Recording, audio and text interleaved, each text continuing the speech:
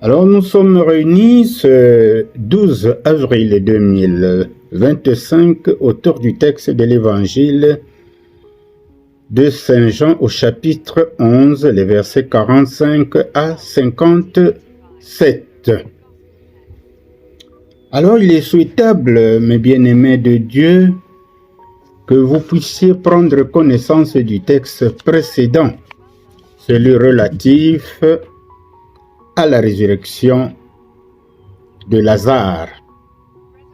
La scène se passe donc dans le village de Béthanie, chez Marie et Marthe. Alors lisons le texte pour bien nous imprégner du sujet. Lisons au nom de Jésus. Beaucoup de Juifs qui étaient venus chez Marie crurent en Jésus après avoir vu ce qu'il avait fait. Mais certains d'entre eux allèrent dire aux pharisiens ce que Jésus avait fait. Les pharisiens et les chefs des prêtres appelèrent à un conseil.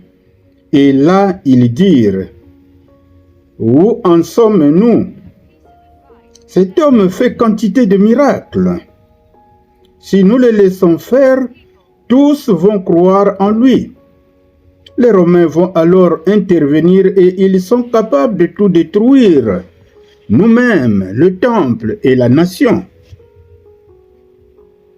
À ce moment, l'un d'eux intervint. C'était Caïphe, le grand prêtre, pour cette année-là. Et il dit: vous ne savez pas vous y prendre. Faites le compte. Il vaut mieux qu'un seul homme meure pour tout le peuple, plutôt que de voir la ruine de toute la nation. Caïphe n'a pas dit cela de lui-même. C'était une parole prophétique. En effet, il était le grand prêtre de cette année-là, et il était prophète quand il disait que Jésus allait mourir pour la nation. En fait, ce n'était pas seulement pour la nation juive, mais aussi pour rassembler dans l'unité les enfants de Dieu dispersés. Ce jour-là, ils décidèrent de le tuer.